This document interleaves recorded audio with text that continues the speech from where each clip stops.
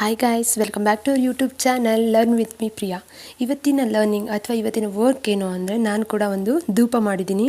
ಅದನ್ನು ಹೇಗೆ ಮಾಡಿದ್ದೀನಿ ಏನು ಅಂತ ನಿಮ್ಮ ಜೊತೆಗೆ ಶೇರ್ ಮಾಡ್ತಾ ಇದ್ದೀನಿ. ಇದಕ್ಕೆ ನಾನು ಯೂಸ್ ಮಾಡಿರೋದೇನೆಂದರೆ, ಒಣಗಿರುವಂಥ ಮನೇಲೆ ದೇವ್ರಿಗೆ ಮುಡಿಸಿರುವಂಥ ಹೂಗಳಾಗಿರ್ಬೋದು, ಇದನ್ನೆಲ್ಲ ತೊಗೊಂಡಿದ್ದೀನಿ. ಇದನ್ನು ಯಾಕೆ ಮಾಡಿದ್ದೀನಿ ಏನು ಅಂತ ನಾನು ನಿಮಗೆ ಮುಂದೆ ಹೇಳ್ತಾ ಹೋಗ್ತೀನಿ. ನಾನಿಲ್ಲಿ ಒಣಗಿರೋ ಹೂವುಗಳನ್ನ ಒಂದು ಮಿಕ್ಸಿ ಜಾರಿಗೆ ಹಾಕ್ಕೊಳ್ತಿದ್ದೀನಿ.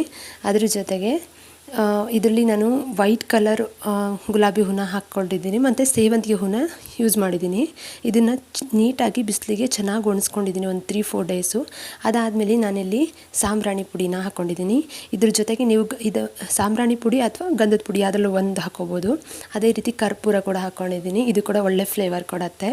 ಅದ್ರ ಜೊತೆಗೆ ಒಂದು 3-4 ಏಲಕ್ಕಿನ ಹಾಕ್ತಾಯಿದ್ದೀನಿ.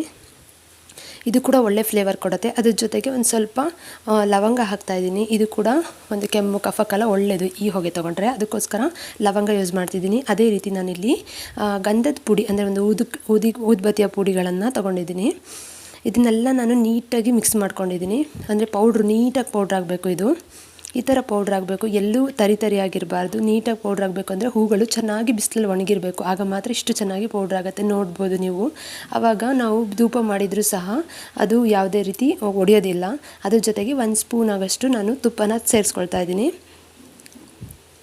ಈ ಥರ ತುಪ್ಪ ಸೇರಿಸ್ಕೊಳ್ಳೋದ್ರಿಂದ ಒಳ್ಳೆ ಫ್ಲೇವರ್ ಕೊಡುತ್ತೆ. ಇದಕ್ಕೆ ನೀವು ನೀರು ಆ್ಯಡ್ ಮಾಡ್ಕೋಬೋದು. ಅದ್ರ ಜೊತೆಗೆ ನೀವು ರೋಸ್ ವಾಟರ್ ಆ್ಯಡ್ ಮಧ್ಯೆ ಸೇರಿಸ್ಕೊಂಡು ಇದನ್ನು ಕಲಿಸ್ಕೊಡ್ಬೇಕು ನೀಟಾಗಿ. ಅಂದರೆ ಒಂದು ಚಪಾತಿ ಹಿಟ್ಟಿನ ಅದಕ್ಕೆ ಮಿಕ್ಸ್ ಮಾಡ್ಕೋಬೇಕು.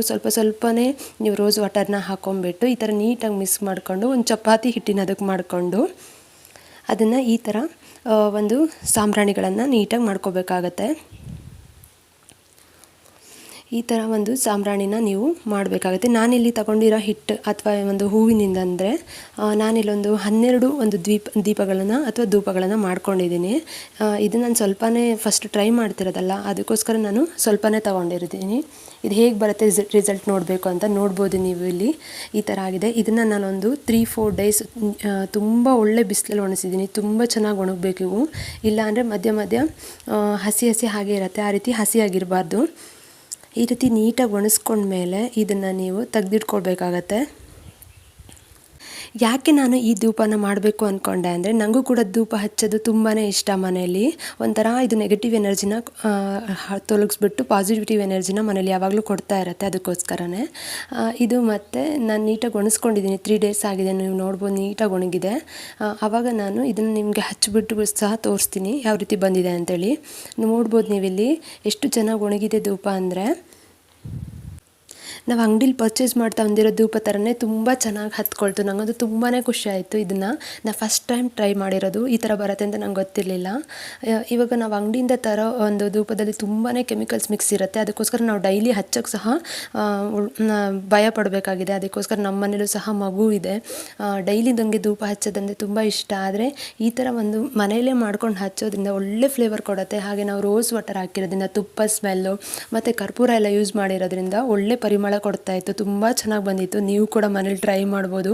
ನಾನು ಇದಾದಮೇಲೆ ನಾನೇ ಅಂದ್ಕೊಂಡೆ, ನಾವೊಂದು ಧೂಪ ಅಂದರೆ ಮನೇಲಿ ತೊಗೊಳಕೋದ್ರೆ ಒಂದು 7-8 ಪೀಸಸ್ ಇರುತ್ತೆ. ಅದಕ್ಕೆ ನಾವು ಒಂದು 80-100 ರುಪೀಸ್ ಅಂತೂ ಪೇ ಮಾಡಿರ್ತೀವಿ. ಅದ್ರ ಬದಲು ಇದೇ ರೀತಿ ಮನೇಲಿ ಹೇಗೂ ನಾವು ಹೂವಂತೂ ಯೂಸ್ ಮಾಡಿರ್ತೀವಲ್ವ, ದೇವರಿಗೆ ಹಾಕಿರೋ ಒಂದು ಹೂವಲ್ಲಿ ತೊಗೊಂಬಿಟ್ಟು ನೀಟಾಗಿ ಒಣಸ್ಕೊಂಡ್ರೆ ಇದೇ ಥರ ನಾವು ಮಂತ್ಲಿ ಒಂದು ನಮ್ಗೆ ಎಷ್ಟು ಬೇಕೋ ಧೂಪಗಳನ್ನು ನಾವು ಅದು ಮನೇಲೇ ಸಹ ಮಾಡ್ಕೊಬೋದು ಅಂತ ನನಗೆ ಅನಿಸ್ತು. ನಿಮಗೂ ಕೂಡ ಇದೇ ಥರ ಅನಿಸಿದರೆ ನೀವು ಕೂಡ ಒಂದ್ಸಲ ಟ್ರೈ ಮಾಡಿ ನೋಡಿ. ಈ ರೀತಿ ಒಂದು ಧೂಪದಿಂದ ಅಂದರೆ ನಿಮ್ಮ ಮನೇಲಿ ಮಗು ಇರೋರು ಮತ್ತು ವಯಸ್ಸಾದವ್ರು ಇರುವಾಗ ಅಂಗಡಿಯಿಂದ ತಂದಿರೋದು ಕೆಮಿಕಲ್ಸ್ ಧೂಪಗಳನ್ನ ಯೂಸ್ ಮಾಡೋಕ್ಕಿಂತ ಈ ಥರನೇ ನೀವು ಮನೇಲಿ ಮಾಡಿ ಟ್ರೈ ಮಾಡಿ. ನಿಮಗೂ ಕೂಡ ತುಂಬಾ ಇಷ್ಟ ಆಗುತ್ತೆ. ಸುಮ್ಮನೆ ಫ್ಲವರ್ಸ್ ಎಲ್ಲ ವೇಸ್ಟ್ ಆಗಿ ಬಿಸಾಡೋ ಬದಲು ಈ ಥರ ಮಾಡಿಕೊಂಡ್ರೆ ತುಂಬಾ ನಮಗೂ ಖುಷಿ ಅನಿಸುತ್ತೆ. ಇದನ್ನು ನಾವು ನಮ್ಮ ಒಂದು ಹಣ ಕೂಡ ಸೇವ್ ಮಾಡ್ಬೋದು. ಅದ್ರ ಜೊತೆಗೆ ಏನೋ ಒಂದು ಕ್ರಿಯೇಟಿವ್ ಆಗಿ ಮಾಡಿದ್ದೀವಿ ಅನ್ನೋ ಖುಷಿ ಕೂಡ ನಮಗಿರುತ್ತೆ. ಈ ಥರ ಎಲ್ಲ ಒಣಗಿರೋ ಧೂಪಗಳನ್ನು ನಾನು ಇಲ್ಲೊಂದು ಖಾಲಿ ಬಾಕ್ಸ್ಗೆ ಹಾಕಿಟ್ಕೊಳ್ತಾ ಇದ್ದೀನಿ. ಇದನ್ನು ಗಾಳಿಗೆ ಇಡಬೇಡಿ. ಯಾಕೆ ಅಂದರೆ ಇವು ನೀಟಾಗಿ ಒಣಗಿದ ಮೇಲೆ ಗಾಳಿಗಿಟ್ಟರೆ ಇದು ಸ್ವಲ್ಪ ಮೆದು ಆಗೋ ಚಾನ್ಸಸ್ ಜಾಸ್ತಿ ಇರುತ್ತೆ. ಅದಕ್ಕೋಸ್ಕರ ಇದೇ ರೀತಿ ಧೂಪ ಮನೇಲಿ ನೀವು ಮಾಡಿ ಟ್ರೈ ಮಾಡಿ ನೋಡಿ ಒಂದ್ಸಲ ಹೇಗೆ ಬಂದಿದೆ ಅಂತ ಸಹ ನನಗೆ ಇದನ್ನು ಕಮೆಂಟ್ ಮಾಡಿ. ತುಂಬಾ ಚೆನ್ನಾಗಿ ಬಂದಿರುತ್ತೆ, ನೀವು ಕೂಡ ಹೇಳ್ತೀರಾ. ಇದೇ ರೀತಿ ಚಾಲೆಂಜಿಂಗ್ ವೀಡಿಯೋಸ್ ಅಥವಾ ಇನ್ಫಾರ್ಮೇಟಿವ್ ವೀಡಿಯೋಸ್ಗೆ ಚಾನಲ್ನ ಸಬ್ಸ್ಕ್ರೈಬ್ ಮಾಡೋದು ಮಾತ್ರ ಮರಿಬೇಡಿ. ಯಾವುದನ್ನೇ ಆಗಲಿ ನಾವು ಚಾಲೆಂಜ್ ರೀತಿ ತಗೊಂಡ್ರೆ ಮಾತ್ರ ಕಲಿಯೋಕ್ಕೆ ಸಾಧ್ಯ. ಇದನ್ನು ಈ ಇಯರಲ್ಲಿ ಕೂಡ ನಾನು ಒಂದು ದೀಪ ಮಾಡಿ ಕಲ್ತಿದ್ದೀನಿ ಅಂತಲೇ ಹೇಳ್ಕೊಡ್ತೀನಿ. ನೀವು ಜೊತೆಗೆ ನನ್ನ ಜೊತೆನೇ ಟ್ರೈ ಮಾಡ್ತೀರಾ ಅಲ್ವಾ. ಇದೇ ರೀತಿ ಚಾನಲ್ನ ಸಬ್ಸ್ಕ್ರೈಬ್ ಮಾಡ್ಕೊಳ್ಳಿ 3 ವೀಡಿಯೋಸ್ಗಾಗಿ. Thanks for watching.